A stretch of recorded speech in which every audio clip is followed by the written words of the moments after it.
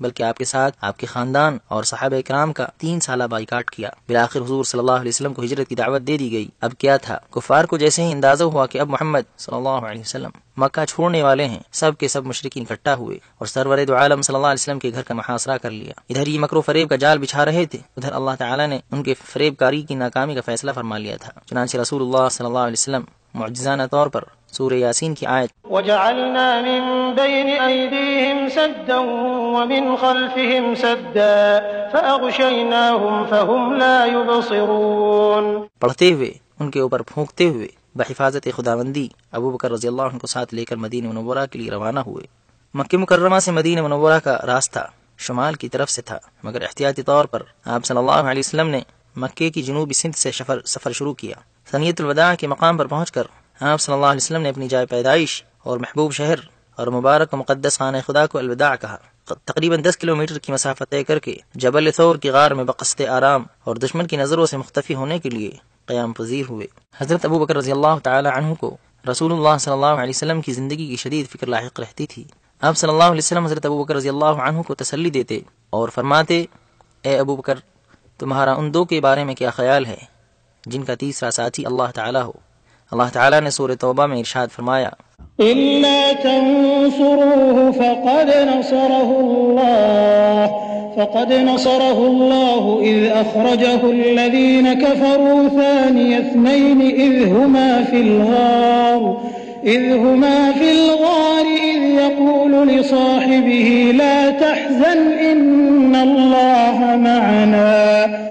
اس کا ترجمہ یہ ہے، اگر تم پیغمبر کی مدد نہ کرو گے تو خدا ان کا مددگار ہے، اور وہ وقت تم کو یاد ہوگا جب ان کو کافروں نے گھروں سے نکالا، اس وقت 2 ہی شخص تھے۔ جب وہ دونوں غار ثور میں، اس وقت پیغمبر اپنے رفیق و ساتھی کو تسلی دیتے تھے کہ غم نہ کرو، خدا ہمارے ساتھ ہے۔ آپ صلی اللہ علیہ وسلم مدینہ تشریف لے آئے، مگر آپ کا دل برابر بیت اللہ شریف کی زیارت کے لیے مشتاق رہا۔ چنانچہ 6 سال بعد سن 6 ہجری میں آپ صلی اللہ علیہ وسلم 500 صحابہ اکرام کے ہمراہ عمرے کی غرض سے مکے کے لیے روانہ ہوئے۔ ساتھ میں تلوار کے علاوہ کوئی اسلحہ نہیں لیا۔ قریش مکہ کو جیسے ہی آپ صلی اللہ علیہ وسلم کی مکے آمد کی اطلاع ملی، انہوں نے 200 شہ سواروں کو بھیجا تاکہ ان کو مکے داخل ہونے سے روک دیں۔ ادھر رسول اللہ صلی اللہ علیہ وسلم نے اپنے رفاقہ کو حکم دیا کہ وہ مکے کی مغربی جانب ثنیۃ المراد، جو حدیبیہ کا نشیب راستہ ہے، وہاں کا رخ کریں۔ اس طرح ان 200 شہ سواروں سے جنگ کی نوبت نہ آ سکی۔ اب رسول اللہ صلی اللہ علیہ وسلم نے مسلمانوں کا ایک وفد قریش کے پاس بھیجا کہ ہمیں عمرے کی اجازت دے دی جائے۔ اس وفد کی واپسی میں تاخیر ہوئی اور یہ خبر پھیل گئی کہ مسلمانوں کے وفد کو قتل کر دیا گیا۔ یہ خبر جیسے ہی ملی، رسول اللہ صلی اللہ علیہ وسلم نے حدیبیہ کے مقام پر ہی درخت رضوان کے نیچے مسلمانوں سے قریش سے جنگ کے لیے بیعت لی۔ تمام مسلمانوں نے اس بیعت میں حصہ لیا۔ جب قریش کو اس بیعت کا علم ہوا تو قریش کی آنکھیں کھلیں اور پھر قریش مکہ نے صلح کی پیشکش کی۔ رسول اللہ صلی اللہ علیہ وسلم نے اس پیشکش کو قبول فرما لیا اور مسلمان حدیبیہ سے واپس ہوئے، اس شرط پر کہ اگلے سال پھر عمرے کے لیے آئیں گے۔ اب 8ویں ہجری میں قریش نے عہد و پیمان توڑا، جس کی بنا پر رسول اللہ صلی اللہ علیہ وسلم نے 4 لشکروں کی تیاری کا حکم دیا۔ ایک لشکر مقدمے کے طور پر آگے روانہ کیا، دوسرے لشکر کو ہدایت تھی کہ وہ مکے کے نشیبی علاقے سے داخل ہو، تیسرے لشکر کو ہدایت دی کہ وہ مغربی سمت وعیکان پہاڑ کی چوٹی سے ہوتے ہوئے مکے میں داخل ہو، چوتھے لشکر کو حکم دیا کہ وہ جبل ہند کے سامنے سے ہوتے ہوئے مکے میں داخل ہو، نیز یہ حکم دیا کہ میرے لیے بیت اللہ کے سامنے ہی چوٹی پر علم گاڑ دیا جائے۔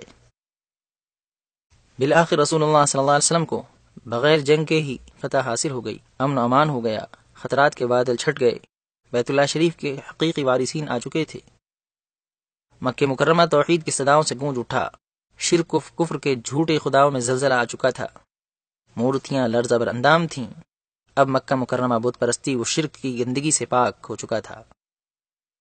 کلمہ توحید لا الہ الا اللہ محمد رسول اللہ صلی اللہ علیہ وسلم کی صدائیں اب مکہ مکرمہ کی گلی کوچوں میں ضیاء پاشی کر رہی تھیں۔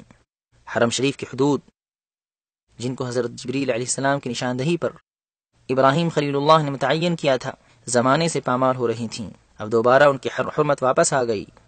غیر مسلموں کا داخلہ حدود حرم کے اندر ممنوع قرار دے دیا گیا۔ حرم کی حدود پر علامتی نشانیاں نصب کر دی گئیں۔ مکے کے شمال میں حرم کے حد تنعیم ہے، جس کا فاصلہ مکے سے 6 کلومیٹر ہے۔ شمال مشرق میں وادی نخلہ میں حدود حرم ہے، جو مکہ مکرمہ سے 14 کلومیٹر دور ہے۔ مکہ کے جنوب میں ایک جگہ قضا ہے، یہاں پر حرم شریف کی حد ختم ہوتی ہے، اس کا فاصلہ مکہ سے 12 کلومیٹر ہے۔ مغربی سمت میں حرم کی حد شمیسی کے مقام پر ہے، جہاں سے مکہ کی مسافت 15 کلومیٹر ہے۔ مکہ مکرمہ کا ذکر قرآن پاک میں کئی ناموں سے آیا ہے۔ مکہ مکرمہ کے نام۔ مکہ کے ناموں میں سے ایک نام البلد الحرام ہے، جیسا کہ سورہ نمل آیت نمبر 91 میں وارد ہوا ہے۔ اعوذ باللہ من الشیطان الرجیم، بسم اللہ الرحمن الرحیم۔ انما امرت ان اعبد رب هذه البلدة الذي حرمها وله كل شيء۔ ام القرى۔ وهذا كتاب أنزلناه مبارك مصدق الذي بين يديه ولتنذر أم القرى۔ دوسرا نام البلد الامین بھی مذکور ہے۔ والتين والزيتون وطور سينين وهذا البلد الأمين۔ معاد۔ إن الذي فرض عليك القرآن لرادك إلى معاد۔ مکہ۔ وهو الذي كف أيديهم عنكم وأيديكم عنهم ببطن مكة۔ ایک نام بکہ بھی قرآن میں وارد ہوا ہے۔ إن أول بيت وضع للناس للذي ببكة مباركا وهدى للعالمين۔